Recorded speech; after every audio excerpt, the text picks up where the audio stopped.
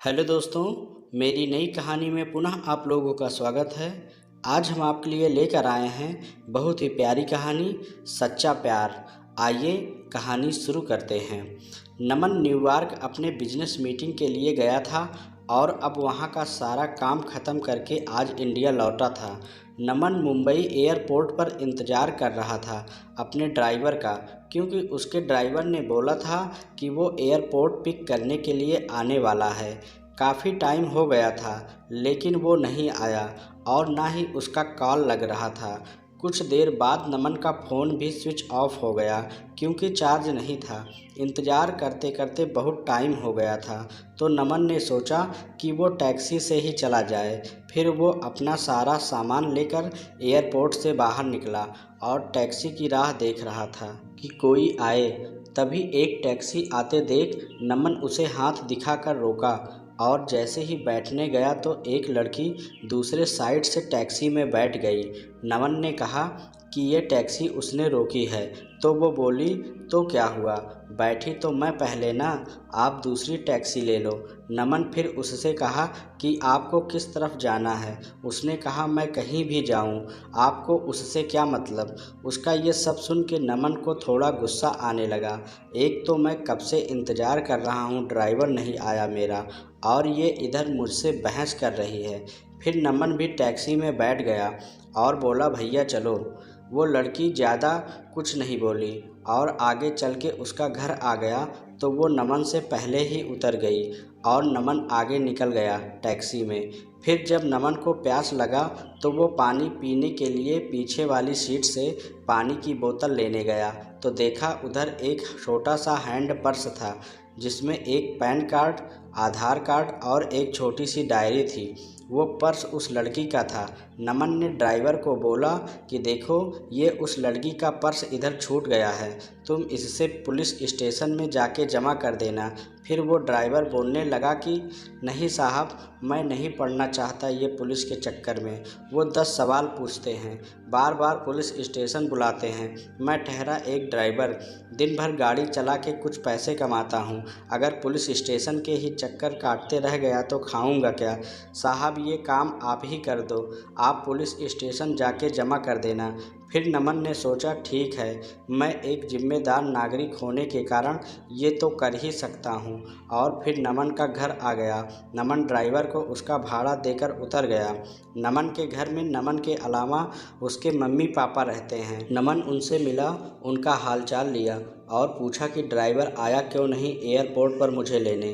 तो माँ ने बताया कि रास्ते में गाड़ी ख़राब हो गई तो उसने तुम्हें कॉल किया लेकिन तुम्हारा फ़ोन ऑफ था, तो उसने घर पर कॉल करके बताया कि वो गाड़ी ठीक करवाने के लिए जा रहा है।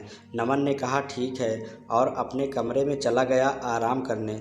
जब नमन शाम को सोकर उठा तो अपना कमरा ठीक करने में जुट गया जो कि बहुत बिखरा हुआ था। तभी नमन को उस लड़की का पर्स दिखा जो उसे गाड़ी में मिला था। नमन ने उसे खोला तो उसमें डायरी था। उसे निकाल के देखा, उसमें कुछ फ़ोन नंबर लिखे हुए थे। उसमें एक नाम था नीतू। नमन ने उस नंबर पर कॉल किया और उससे बोला कि मुझे एक पर्स मिला गाड़ी में जिसमें ये डायरी है, उसमें तुम्हारा नाम है और एक पैन कार्ड और आधार कार्ड भी है। उसने पूछा कि आधार कार्ड पर नाम क्या है। नमन आधार कार्ड पर देखा और बोला अनिशा, तो सामने से वो लड़की बोली हाँ ये मेरी दोस्त का पर्स है, वो मुझे बोली थी कि उसका पर्स कहीं खो गया है, मैं उसे बता देती हूँ और आपका नंबर भी दे देती हूँ, वो आपको कॉल कर लेगी। नमन ने कहा ठीक है। थोड़ी देर बाद एक नंबर से कॉल आता है।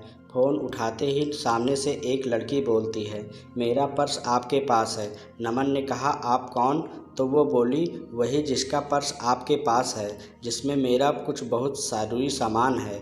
नमन ने कहा हाँ मेरे पास है, तुम उसे टैक्सी में भूल गई थी। वो बोली हाँ, कल आप मुझे डेली कैफ़े में मिलकर उसे लौटा सकते हैं। मैंने कहा हाँ। वो थैंक यू बोलकर कॉल रख दी। अगले दिन नमन कैफ़े गया उसका पर्स लौटाने के लिए। नमन सही टाइम पर पहुंचा था लेकिन अनिशा लेट थी। नमन रुका था उसके लिए। कुछ देर बाद वो आई। आज वो बिल्कुल अलग ही लग रही थी कल से। उसके लंबे घने बाल थे जो खुले हुए थे। उसने सफ़ेद और नीले रंग का सलवार कुर्ता पहना था। कानों में सुंदर से झुमके भी थे। नमन उसे बस देखता ही रह गया। वो धीरे धीरे नमन की तरफ चली जा रही थी। नमन का ध्यान ही नहीं था, वो बस उसे देखे जा रहा था। फिर वो बोली, हेलो, ध्यान कहाँ है आपका? मैं कुछ पूछ रही हूँ। तो नमन जल्दी से उठ गया और बोला, हाँ आओ, मैं तुम्हारा ही वेट कर रहा था। वो बोली, हाँ सॉरी, मुझे थोड़ा लेट हो गया। नमन बोला, कोई नहीं, ठीक है। फिर नमन ने कहा, कॉफ़ी? वो बोली, सॉरी अभी नहीं, मैं थोड़ा जल्दी में हूँ, आप मेरा पर्स दे दो, मुझे जाना है। नमन ने कहा, हाँ दे दूँगा, थोड़ा बैठ के कुछ बात तो कर ही सकते हैं। वो बोली, ज़रूर, लेकिन आज नहीं फिर कभी। मैंने कहा, ठीक है, लेकिन याद रखना अपनी बात, अगली बार साथ में बैठ के कॉफ़ी पीना पड़ेगा, फिर मत कहना आज भी जल्दी में हूँ। वो बोली, हाँ ठीक है, अब मेरा पर्स दे दो। नमन ने उसका पर्स दे दिया और बोला, मैं तुम्हें कॉल कर सकता हूँ ना अगली बार मिलने के लिए? वो बोली, हाँ, और चली गई। नमन कुछ देर वहाँ रुका और फिर ऑफिस चला गया। नमन पूरी रात अनीशा के बारे में ही सोचता रहा। नमन उसे भूल ही नहीं पा रहा था। नमन को उसकी एक एक बात याद आ रही थी। अगले दिन नमन के कुछ दोस्त मिले और वो उसे बोलने लगे कि चल आज पार्टी करते हैं, बहुत दिन हो गए हैं, हम दोस्तों ने साथ में पार्टी नहीं किया है। नमन ने कहा, ठीक है, सब चल रहे हैं तो मैं भी चलता हूँ। फिर वो 5 दोस्त एक क्लब में गए। सब वहाँ बहुत नाचे साथ में, फिर थोड़ा ड्रिंक भी किया। तभी नमन की नज़र एक लड़की पर गई जो लगातार बहुत ड्रिंक कर रही थी। नमन ने ध्यान से देखा तो वो और कोई नहीं, अनीशा थी। आज वो बहुत ही अलग लग रही थी। वहाँ उस दिन जब वो नमन से मिली थी तो सलवार कुर्ते में आई थी और आज वो शॉर्ट स्कर्ट और टॉप में है और ड्रिंक कर रही है। नमन तो बिल्कुल ही चौंक गया उसे देखकर। नमन उसके पास जा ही रहा था उससे बात करने के लिए कि तब तक उसके दोस्त उसका हाथ पकड़ा और डांस करने के लिए लेकर गए। नमन की नज़र अनीशा पर ही थी, लेकिन थोड़ी ही देर में वो वहाँ से कहीं चली गई। फिर नमन ने उसे क्लब में इधर उधर ढूंढा, लेकिन वो नहीं मिली। घर जाकर नमन उसे कॉल किया, वो कॉल भी नहीं उठा रही थी। नमन उसे बहुत बार कॉल किया, लेकिन उसने नमन का एक भी कॉल का जवाब नहीं दिया। अगले दिन फिर नमन उसी टाइम पर क्लब गया ताकि अगर वो आज आई तो वो उधर ही उससे पूछ लेगा। नमन अंदर जाकर वेट कर रहा था, लेकिन वो आई ही नहीं। फिर नमन ने उसे कॉल किया। इस बार उसने कॉल उठाया। कॉल उठाते ही नमन उससे पूछा, कहाँ हो तुम? वो बोली, क्यों, क्या हुआ? मैंने उससे बोला कि कल मैंने तुम्हें क्लब में देखा था, तुम हद से ज़्यादा ड्रिंक कर रही थी, क्या हुआ है? तुम्हें कोई किसी बात का टेंशन है क्या? वो बोली, नहीं, और कॉल कट कर दी। नमन फिर उसे कॉल लगाया तो उसने कॉल नहीं उठाया। इस बार नमन वहाँ से घर चला गया। घर आकर उसने अनीशा को मैसेज किया कि अगर तुम्हें कोई किसी बात का टेंशन है तो मुझे बता सकती हो। उसका कोई रिप्लाई नहीं आया। 2-3 दिन हो चुके थे, अभी तक अनीशा ने कुछ नहीं कहा था। नमन फिर अनीशा को कॉल किया, उसने कॉल उठाया। नमन ने बड़े आराम से बोला कि तुमने कुछ रिप्लाई नहीं दिया मेरे मैसेज का। वो चुप ही थी। नमन ने फिर बोला, ऐसे चुप नहीं रहो, कुछ बोलो, कुछ परेशानी हो तो बताओ, मैं तुम्हारी मदद कर सकता हूँ। फिर नमन ने कहा, अच्छा चलो कल उसी कैफ़े में मिलो, तुम्हारा कॉफ़ी बाकी है एक मुझ पे। वो हाँ ठीक है बोलकर कॉल रख दी। नमन बड़ी बेचैनी से कल का इंतज़ार कर रहा था। अगले दिन वो सुबह सुबह उठा, अच्छे से तैयार होकर अनीशा से मिलने के लिए निकला। आज नमन खुद टाइम से पहले आकर इंतज़ार कर रहा था। थोड़ी ही देर में अनीशा आई। वो बहुत सुंदर दिख रही थी। आज उसने जीन्स टॉप पहना था और बाल वैसे ही खुले थे। वो जैसे जैसे आगे आ रही थी चल के, उसके बाल उसकी आंखों के तरफ आ रहे थे। वो उन्हें ठीक करती हुई आ रही थी। वो आके नमन के सामने वाली कुर्सी पर बैठ गई। वो शांत थी। नमन ने पूछा, कॉफ़ी? वो हल्की सी मुस्कुराहट के साथ बोली, हाँ। नमन ने वेटर को कॉफ़ी के लिए बोला और अनीशा से बोला, चलो अब बताओ क्या बात है जिससे तुम परेशान हो। पहले तो वो कुछ नहीं बोल रही थी। फिर नमन ने कहा, बोलो कुछ। वो बोली कि मैं मुंबई में अकेले रहती हूँ, यहाँ मैं अपना करियर बनाने के लिए आई हूँ। ये बोलते बोलते वो चुप हो गई। मैंने कहा, हाँ आगे बोलो, इसमें क्या हुआ? ये तो अच्छी बात है, तुम अपने करियर पे इतना ध्यान दे रही हो। फिर वो बोली, लेकिन अब नहीं हो पा रहा है। मेरा काम में बिल्कुल ध्यान नहीं रहता। मुझे अपने बॉस से बहुत बार अब डांट सुननी पड़ती है और उसने तो ये तक कह दिया कि अगर ऐसा ही चलता रहा तो वो मुझे नौकरी से निकाल देगा। 2 महीने हो गए हैं मेरे इस वार्ताओं से मुझे रोज़ डांट सुननी पड़ती है। मैंने उसे पूछा, ऐसा क्या हो गया है कि तुम इतनी परेशान रह रही हो? वो चुप हो गई फिर थोड़ी देर बाद बोली, मुझे कैंसर हो गया है। ये सुनकर नमन घबरा गया। आगे वो बोलती रही, 2 महीने पहले मैंने चेकअप करवाया था तो डॉक्टर्स ने बोला कि मुझे कैंसर हो गया है, अभी 2nd स्टेज पर है। ये सुनकर मैं तब से परेशान रहती हूँ कि कैसे मैं सब करूँगी। मेरा इस दुनिया में कोई नहीं है। बचपन से ही मैं अनाथ हूँ, बस कुछ ऑफिस के दोस्त हैं। मैं ये बात अपने ऑफिस में भी नहीं बता सकती। अगर बॉस को पता चल गया तो वो मुझे नौकरी से निकाल न दे।